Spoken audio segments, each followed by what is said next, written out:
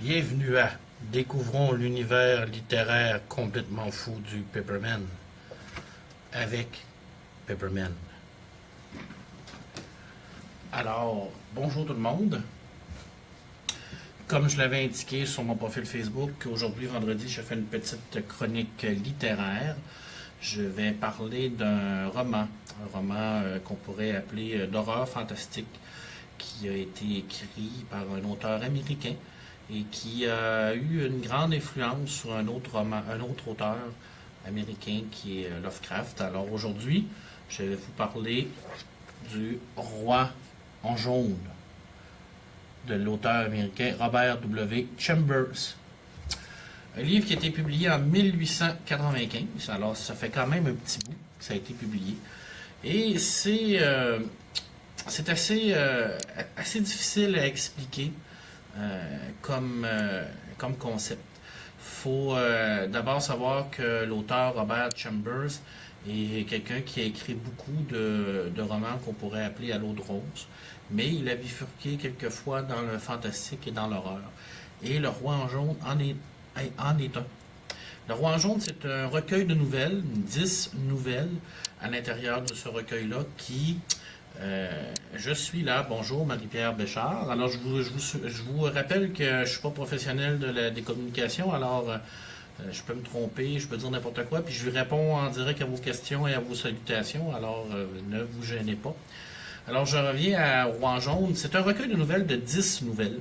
À l'intérieur de ça, les 4 premières nouvelles sont excessivement fantastiques et horreur, tandis que les autres sont plus significatifs de ce que Chambers a fait dans son passé, c'est-à-dire des nouvelles un peu plus à l'eau de rose.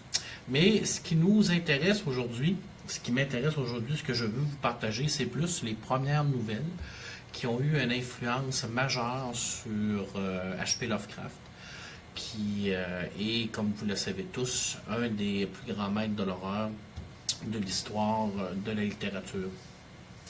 Le Roi en jaune, ça tourne autour d'une pièce de théâtre. Une pièce de théâtre qui se déroule en 2 actes. Salut Martin, oui Martin, salut Martin. En 2 actes. Le premier acte nous décrit un peu les personnages principaux. Et le deuxième acte, c'est cet acte-là qui fait en sorte que les gens qui lisent la pièce de théâtre, la dite pièce de théâtre, deviennent complètement fous, perdent l'esprit et vont faire des actes ou des gestes qui dépassent l'entendement, comme le suicide, le meurtre, ainsi de suite. Bref, on retrouve vraiment un petit côté Lovecraftien dans les écritures de Chambers parce qu'on ne connaît pas cette pièce de théâtre-là. Il nous la présente seulement en petite partie. Il nous dit à l'intérieur de ces nouvelles que c'est un livre que certains personnages ont lu et c'est à cause de ça qu'ils sont venus fous, mais on ne sait pas c'est quoi. On ne sait pas c'est qui. On ne sait pas comment ça rend fou.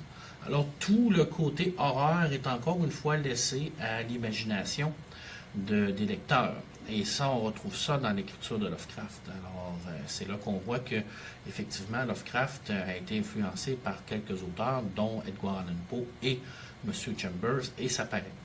Je vous dirais que c'est un recueil de nouvelles qui est inégal. C'est pas un recueil de nouvelles où on va dévorer d'un bout à l'autre en moins d'une heure et on va se dire « Wow, c'est la lecture de ma vie ». Non.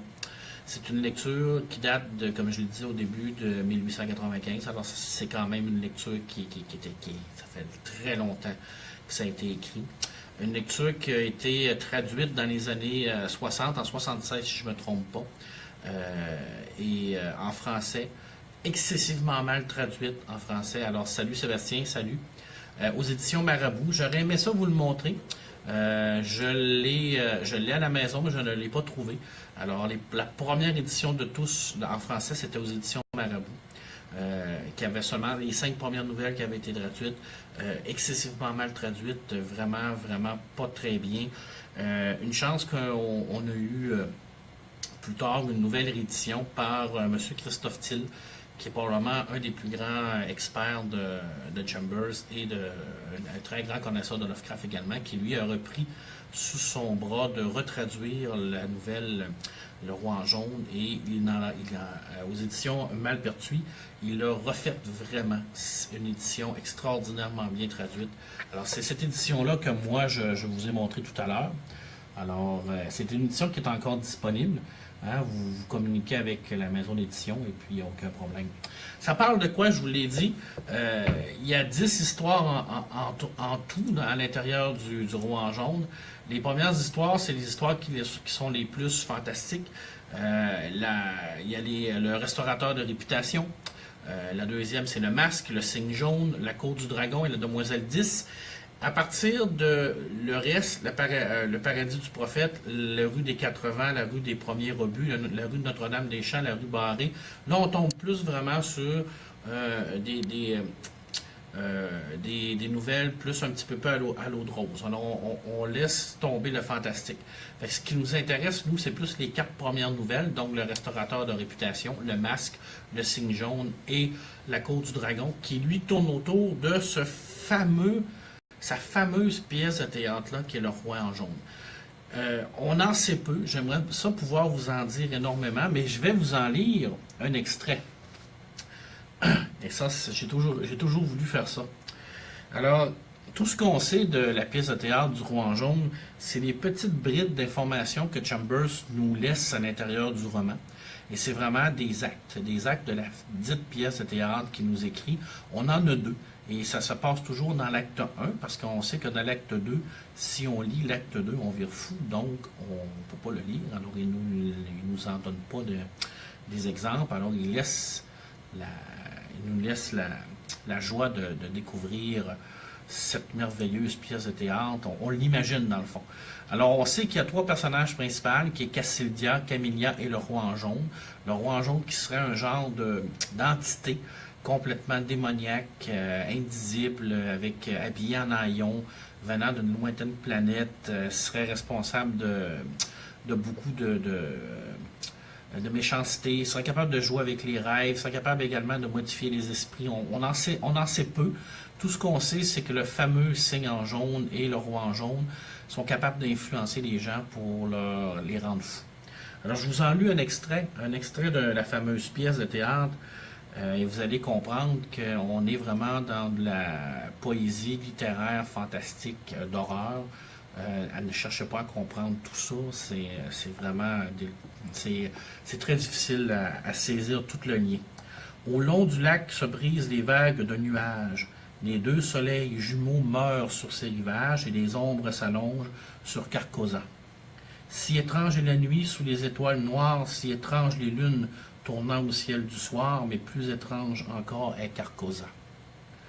La chanson aux Hyades, un jour où chantera là, où flotte en bruissant les guenilles du roi, doivent mourir sans bruit dans Carcosa. Ma voix déjà se meurt et le chant de mon âme doucement s'évanouit, comme sèchent les larmes qu'on n'a jamais versées à Carcosa. Alors Carcosa, c'est un lieu qui va être repris dans la mythologie de Lovecraft, pas nécessairement par Lovecraft, mais par les gens qui vont le suivre, comme étant une place qui est vraiment distincte, où on va avoir un grand ancien qui va être relié à cette partie-là, qui va être Astur l'Indicible, alors celui qu'on ne doit pas nommer son nom, et ça je vais en parler un peu tantôt dans les références. Vous voyez que ça c'est l'acte 1, scène 2. Alors ça s'appelle la chanson de Cassilda. Alors c'est un peu le genre de littérature qu'on a avec Chambers et le Roi en jaune. Alors on a vraiment des petites nouvelles pas très longues, où ce qu'on va vraiment avoir des histoires excessivement bizarres, un peu incompréhensibles, mais toujours dans une ambiance oppressante. Une ambiance où ce que les personnages sont vraiment portés à vivre une aventure qu'ils ne comprendront pas et que nous ne comprendrons pas et que je crois que ça a été fait pour qu'on ne comprenne pas. Le réparateur de réputation, en français, il y a eu plusieurs traductions. mais je vais me fier à Christophe Till qui le traduit le restaurateur de réputation. Alors, moi, je me fie à lui parce que c'est vraiment le plus grand expert.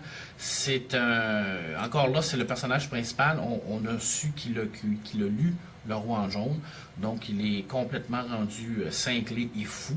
Et il veut prendre, comme pas la place du Roi en jaune, mais il veut devenir comme un genre de roi dans un monde futuriste.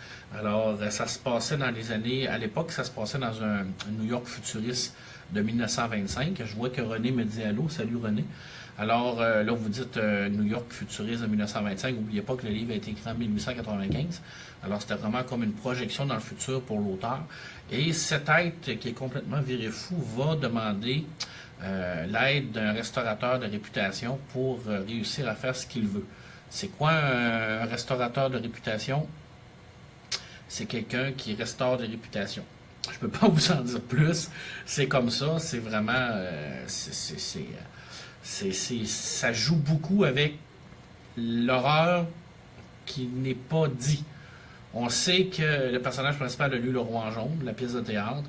On sait que ça l'a fait virer complètement fou, mais on n'en sait pas plus. Alors, on va tomber réellement dans la folie de ce personnage-là. Et on va le suivre à l'intérieur de la nouvelle dans toutes les profondeurs de cette folie-là. Et je peux vous avouer que c'est excessivement profond. Très, très profond. La deuxième nouvelle, qui est selon moi une des meilleures, s'appelle Le Masque. Et Le Masque va vraiment se jouer sur un genre de trio amoureux. Mais il va avoir un petit côté excessivement fantastique à l'intérieur de tout ça. Alors, c'est l'histoire d'un sculpteur qui est excessivement doué, mais qui est capable de transformer les êtres vivants en statues de marbre grâce à une mystérieuse substance. Et puis, à partir de là, il va avoir vraiment un petit côté macabre à l'intérieur de tout ça, puisque une de ces conquête va être transformée en marbre et on va se rendre compte que le sculpteur va complètement virer fou à l'intérieur de cette histoire-là parce qu'il a perdu l'amour de sa vie. Mais du jour au lendemain, on se rend compte que toutes ces œuvres qui ont été créées à partir de ce liquide mystérieux-là revient à la vie après un certain temps. Alors c'est excessivement bizarre, encore une fois, comme histoire. On ne sait pas trop où ce que ça s'en va au début. Sébastien qui me dit salut Fox. Je suis content que tu sois là. Alors, c'est vraiment, encore une fois, une histoire où ce qu'on va jouer avec la frontière entre le réel, l'irréel, l'onirique, la folie. Encore une fois, on voit un horreur, mais qui n'est pas dit. Alors, c'est toujours la job du lecteur de s'imaginer l'horreur dans les nouvelles de Chambers, et c'est la même chose pour les nouvelles de Lovecraft. La troisième nouvelle qui est le signe jaune. Alors ce fameux signe jaune qui va être repris dans les jeux de rôle de Lovecraft, les jeux de plateau de Lovecraft également.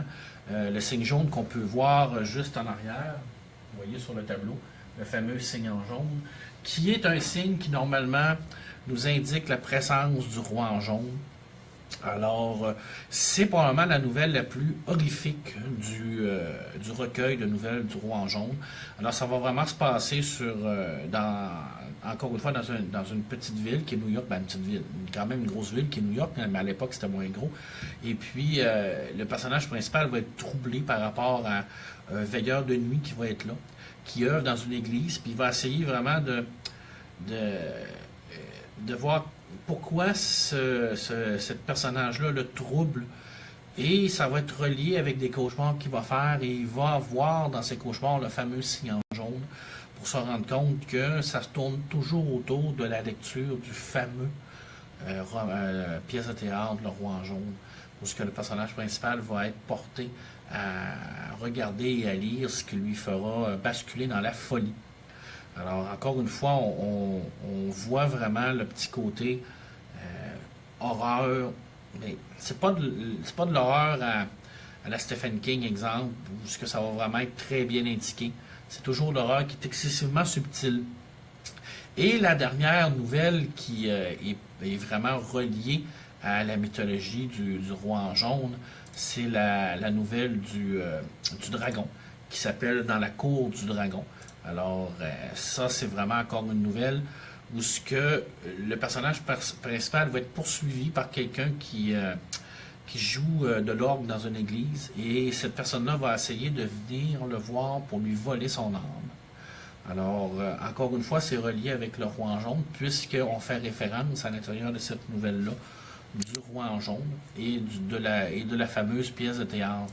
Et à l'intérieur de cette petite pièce-là,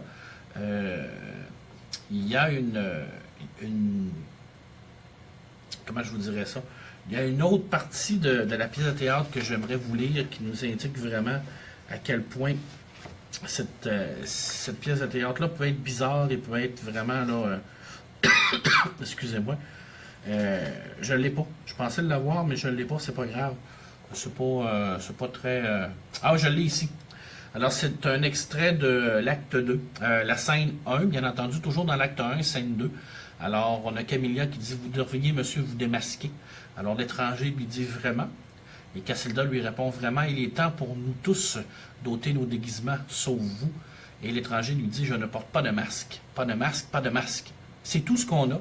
C'est tout ce que la nouvelle, l'introduction de la nouvelle Le Masque va nous indiquer par rapport à la pièce de théâtre. Et tous les autres bouts qui sont censés être dans l'acte 2 sont des dialogues entre les personnages. Alors, les gens à l'intérieur des différentes nouvelles vont se parler de leur lecture de l'acte 2 qui les ont rendus fous.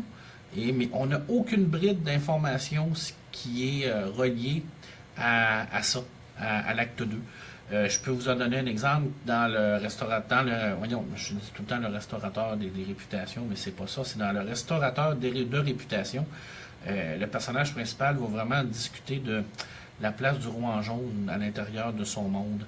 Alors, j'ai Seb qui nous dit: salut Pepperman, salut Seb qui nous écoute de la France. Alors, j'espère qu'en France, c'est plus beau qu'ici, parce qu'ici, c'est pas chaud. Et encore une fois, on parle toujours de Carcosa, de Lac, qui relie Ashtur, Aldébaran, les mystères des Iades. Alors, c'est très spatial, c'est très onirique. On ne sait pas trop si c'est réel, si c'est pas réel. On ne sait pas qui a écrit cette pièce de théâtre-là, d'où ce que ça vient. C'est toujours indirect comme lecture. Et le roi en jaune a influencé énormément de personnes. Tout d'abord, Lovecraft, qui a bien entendu été influencé par la façon que Chambers avait d'écrire ses récits fantastiques et d'horreur. Le petit côté Ashtur et les grands anciens et tout ça, c'est venu un peu plus tard. Je vous dirais que majoritairement, c'est venu avec son prédécesseur, pas son prédécesseur, son successeur, qui est Auguste Derleth, qui lui a vraiment développé une mythologie autour d'Ashtur. Mais Lovecraft, dans ses écrits, premièrement, il avait déjà fait une allusion dans son cycle onirique au niveau de la quête onirique de cadavres inconnus, par rapport à un personnage qui était en habit, qui était très relatif au roi en jaune, mais avec les notes de Christophe Till, on se rend compte que ça a été écrit probablement avant que Lovecraft découvre Chambers. Mais on sait que toute la partie d'influence de l'écriture de Chambers, on la ressent dans Lovecraft. Et c'est dans celui qui chuchotait dans les ténèbres que Lovecraft vraiment relie le signe jaune et Ashtur et vraiment le lac de Ali, Aldébaran, les grands anciens, tout ça. Alors, on ne sait pas trop ce qu'il voulait faire avec ça, parce qu'il est parti malheureusement après, mais on savait qu'il y avait vraiment une idée autour de ça. Pour lui, ça l'a beaucoup influencé, puis il voulait développer quelque chose, mais on ne l'a jamais su. Par contre, son successeur, comme je l'ai dit, qui était Auguste Derleth, lui a vraiment développé une mythologie directement reliée au roi en jaune. Le roi en jaune qui était, selon lui, un avatar de Astur. Astur qui est un grand ancien dans la mythologie de Lovecraft, qui est celui qui ne doit pas être nommé. Non, c'est Astur l'Indisible, qui normalement devrait régner sur cette partie de Carcosa et tout ça. C'est lui qui règne là-dessus. Et le roi en jaune était à partir de là un de ses héros, un de ses avatars qui venait sur la planète Terre pour rendre les gens fous en lisant cette fameuse pièce de théâtre-là. Alors, il jouait beaucoup au niveau onirique dans les esprits des gens. Alors, c'est à partir de là que Auguste Derleth a développé ça et qu'on le revoit à l'intérieur des jeux de rôle. Parce que oui, le roi en jaune apparaît dans les différents jeux de rôle qui sont dédiés à Lovecraft, dont l'Appel de Cthulhu, qui est la première édition de Lovecraft en français. Et à l'intérieur de tout ça, on va vraiment faire des références à Astur et au roi en jaune. Alors, on voit vraiment une référence. Sébastien peut m'aider également parce que je sais qu'il y a une référence au niveau du jeu de Horror in Arkham, je crois, ou un jeu de plateau qui est dédié à Lovecraft. Et il y a une extension qui s'appelle réellement le roi en jaune. Et quand on parle du roi en jaune, on parle toujours d'une quête onirique de rêve. Alors, c'est toujours relié au rêve. Bien entendu, j'ai parlé beaucoup de Lovecraft. Il y a une série de télé qui est sortie il y a quelques années qui s'appelait Trou Détective. Je ne sais pas s'il y a des gens qui l'ont écouté. Alors, à l'intérieur de ça, de Trou Détective, on a fait une grosse référence à l'œuvre de Chambers au niveau du roi en jaune, au niveau d'Astur, puisque le personnage, oui, c'est ça, merci Sébastien. Le personnage principal, le tueur, en fait, était, selon lui, relié au roi en jaune et à la fameuse Carcosa et tout ça. Et on voit à l'intérieur de Trou Détective la même trame narrative du roi en jaune. C'est que les deux personnages principaux vont tomber dans un monde où ils vont en savoir toujours un peu plus, et plus ils vont en savoir, plus ils vont virer dans une folie. Et c'est pas anodin, c'est vraiment voulu comme ça, pour faire une analogie au roman du roi en jaune, mais également à toute l'œuvre de Lovecraft. Alors, Trou Détective, c'est une série policière extraordinairement bien écrite, mais c'est surtout un hommage extraordinaire à l'œuvre de Lovecraft et à l'œuvre de Chambers. Alors, si vous avez une série à écouter, Trou Détective, et c'est relié au fameux roi en jaune. Par contre, je vous le dis, ce n'est pas à la portée de tout le monde, c'est pas pour monsieur et madame tout le monde, parce que c'est assez dérangeant, malaisant, et c'est excessivement violent également. Puis il y a des scènes très troublantes qui pourraient gêner certaines personnes, comme d'autres séries, là, mais celle-là, c'est vraiment particulier. L'ambiance oppressante qu'il y a dans Trou Détective, on la ressent dans les écritures de Chambers et dans les écritures de Lovecraft. J'ai parlé de Lovecraft un petit peu, je vais en discuter un peu plus longtemps, parce que Chambers, c'est une influence majeure pour Lovecraft au niveau de l'écriture. Alors, je veux quand même vous présenter quelques trucs sur Lovecraft. Tout d'abord, laissez-moi vous dire qu'il existe une autre version française du roi en jaune qui a été sortie pour faire un lien avec Trou Détective, qui est cette version en livre de poche-là, aux éditions Le Livre de Poche, qui est Le Roi en jaune. C'est la version traduite par Christophe Thiel, alors vous avez la même traduction, donc pas de problème au niveau de la traduction, mais vous avez à l'intérieur la nouvelle je vais vous dire le nom, excusez-moi là, parce que là j'ai un blanc, la nouvelle de Ambrose Bierce, où ce que Chambers a pris réellement les noms de Carcosa, Ali, Astur. C'est des emprunts à une nouvelle de Ambrose Bierce, qui est pas nécessairement une nouvelle d'horreur, mais qui est une nouvelle fantastique. Et à l'intérieur de ce petit livre-là, on a cette nouvelle-là à l'intérieur, et on a un dossier qui nous relie à la présence du roi en jaune dans Trou Détective. Alors, si vous voulez comprendre vraiment comment le showrunner a intégré le roi en jaune à l'intérieur du Trou Détective, il y a vraiment un excellent dossier à l'intérieur de ce petit volume-là. Tandis que cette version du roi en jaune de M. Thiel aux éditions Malpertuis, lui, va vraiment nous faire une critique beaucoup plus intéressante et sensée que la mienne sur le roi en jaune. Une biographie complète de l'auteur, des notes, excessivement beaucoup de notes, beaucoup de références au texte original également. Alors, c'est vraiment une édition extraordinaire pour 25 $ environ. Moi, je sais que j'ai communiqué avec l'auteur, c'est l'auteur lui-même qui peut l'envoyer. C'est pas cher donné pour avoir vraiment une pièce de collection extraordinaire à l'intérieur de votre bibliothèque. Une très très belle, un très beau volume. Ce volume-là n'est pas disponible à ma bibliothèque. Par contre, le petit volume Le Roi en jaune, lui, l'est disponible. Et le fameux Trou détective l'est également. Quand on parle de Lovecraft, on sait qu'il y a énormément de nouvelles qui ont été écrites par Lovecraft. Récemment, aux éditions Bracalon, ils ont sorti 3 magnifiques volumes, très bien illustrés au niveau de la page couverture, qui regroupent les nouvelles francophones de Lovecraft. 3 beaux volumes que je vous dirais, je ne les ai pas ici parce qu'ils sont prêtés. Par contre, moi, si j'ai quelque chose à vous conseiller de Lovecraft, je vous conseille réellement les trois recueils complets de l'œuvre de Lovecraft aux éditions, excusez-moi, là, aux éditions Bouquin. C'est Robert Laffont, la collection Robert Bouquin. Alors, c'est 3 briques, vraiment 3 briques extraordinairement, écoute, on parle de 1000 pages, volume 1, volume 2 et volume 3. Et à l'intérieur de ça, on va vraiment avoir tous les nouvelles de Lovecraft, mais on va vraiment avoir plus que ça. Là. On va vraiment avoir tout l'univers de Lovecraft. On va également avoir des gens qui vont venir nous parler de Lovecraft, l'analyse de cet univers-là, toutes les ramifications que le monde de Lovecraft a. C'est dans ces 3 bouquins-là. Bon, c'est moins visuel que la collection de Bracalon. C'est écrit plus petit. C'est également moins bonne qualité, mais le papier est plus léger. Le papier est plus mince. C'est moins beau visuellement. Par contre, c'est 3 livres majeurs de Lovecraft. Quand vous avez ces 3 livres-là, vous n'avez plus à acheter rien de Lovecraft parce que vous avez toute son œuvre au complet. Et là, vous pouvez vraiment lire ça et vous dire, ben, je connais maintenant l'œuvre de Lovecraft. Moi, j'ai lu la majorité des nouvelles de Lovecraft, pas tous, je pense qu'il m'en reste quelques-unes à lire. Je ne suis pas un spécialiste de Lovecraft, j'adore Lovecraft. J'adore l'écriture de Lovecraft. Je vous dirais que la première fois que j'ai lu du Lovecraft, j'étais excessivement jeune.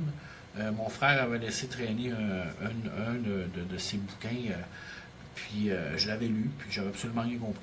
Alors, je ne comprenais pas pourquoi tous les gens nous disaient que c'était un auteur extraordinaire d'horreur. Je ne comprenais pas l'horreur dans Lovecraft, j'étais jeune. Je n'arrivais pas à percevoir qu'est-ce qui était si épeurant que ça. Et en vieillissant, je suis retombé sur des nouvelles de Lovecraft et ça m'a permis d'avoir une vision plus éclairée. Peut-être que je n'étais pas rendu là à mon jeune âge et avec le temps, ça m'a permis de voir à quel point Lovecraft était bon, à quel point Lovecraft était un excellent écrivain d'horreur qui nous faisait vivre des émotions fortes sans les décrire, mais il nous les rentrait dans la tête et nous les faisait vivre par nous-mêmes. Et quand on lit Chambers, on voit réellement le style d'écriture de Lovecraft. Alors, c'est vraiment pas un hasard que pour Lovecraft, au-delà du nom de Ashtur, au-delà du nom du Roi en jaune, de King in Yellow et tout ça, là, qui est formé comme la mythologie, là, au niveau du style d'écriture, on a vraiment un style qui est semblable. Il y a eu des BD également sur le Roi en jaune. Je vais vous envoyer un lien. Je peux vous faire ça tout de suite. Je suis là. Je vais vous envoyer un lien d'une magnifique BD du Roi en jaune qui a été mis en ligne.